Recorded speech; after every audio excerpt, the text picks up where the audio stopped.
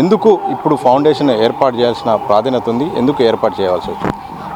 ముందుగా అందరికీ నమస్కారం. నా పేరు చిట్యాల మంజుల. నేను ఐలమ్మ పెద్ద కుమారుడు సోమయ్య గారి మొదటి కుమారుడు చిట్యాల లక్ష్మయ్య గారి కూతుర్ని.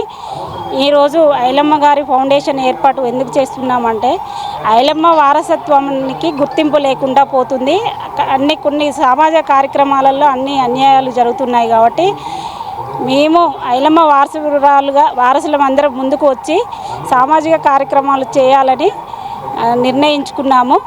దీనిలో భాగంగానే మా కుటుంబ సభ్యులతో ఐలమ్మ ఫౌండేషన్ ఏర్పాటు చేసినాము. ఇందులో భాగంగా గౌరవ సభ్యులను కూడా తీసుకోవడం జరిగింది. చుక్కా రామయ్య గారిని, తమ్మినేని వీరభద్రం గారిని, ఇలా ప్రముఖులను చాలామంది నాయకులను తీసుకోవడం జరిగింది. మా సిపిఐ ఎమ్మెల్యే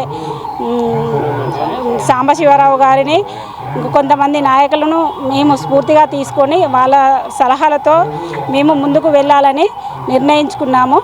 ఐలమ్మ కుటుంబ సభ్యులకు గత ప్రభుత్వంలో ఎలాంటి గుర్తింపు లేదు. ఈ ప్రభుత్వం గుర్తించింది, కానీ మేము చాలా వెనుకబడి ఉన్నారు. మా ఐలమ్మ కుటుంబ సభ్యులు గతంలో రజాకాల నాడుగాక ఎట్లా పేదవాళ్ళను ఎట్లా అనగతొక్కిండ్రో, ఐలమ్మ కుటుంబ సభ్యులను కూడా ఇప్పుడు అలాగే అనగతొక్కి వాళ్ళు లేరు అన్నట్టుగా వ్యవహరిస్తారు కొన్ని శక్తులు.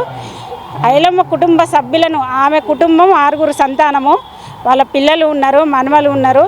వాళ్ళ సభ్యులను గుర్తించి వాళ్ళకు ఆర్థిక సాయం చేయాలి, ఉద్యోగ భద్రత కల్పించాలి అని మేము ప్రభుత్వానికి డిమాండ్ చేస్తున్నాము. ఐలమ్మను తెలుగు తల్లిగా గుర్తింపు తెచ్చి ఆమెను ప్రగతి భవనంలో ఆమె విగ్రహాన్ని తెలంగాణ తల్లిగా సెక్రటేరియాలో పెట్టాలని డిమాండ్ చేస్తున్నాము. హైదరాబాద్లో ఆమె పేరు మీద స్మారక భవనాన్ని నిర్మించాలని, అలాగే మా జనగామ జిల్లాకు కూడా ఐలమ్మ గారి పేరును ఐలమ్మ పేరుగా నిర్ణయించాలి.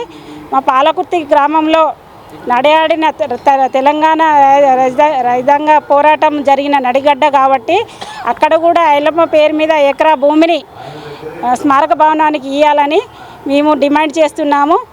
ఇంకా ఆమె పేరుతో, ఆమె ఆశయ సాధనాలతో మేము మా కుటుంబ సభ్యులందరము కలిసి ఏకమై చాలా సామాజిక కార్యక్రమాలు చేయాలని, మా వంతు కృషి చేయాలని మేము అనుకుంటున్నాం. అయితే కుటుంబ సభ్యులను కలిపి కొత్త ప్రభుత్వం వచ్చిన తర్వాత కలిసి ఇటు ఐలమ్మ సంబంధించిన ఫౌండేషన్ కానీ మీ యొక్క లక్ష్యాలను కానీ వాళ్ళకు వివరించే ప్రయత్నం కానీ చెప్పారా? మేము ఉన్నామని వాళ్ళు గుర్తించడం లేకనే మేము ఇప్పుడు అందరము కలిసి ఏకమై ముందుకు వచ్చాము. ఇప్పుడు గుర్తించి ఫౌండేషన్ పెట్టాము.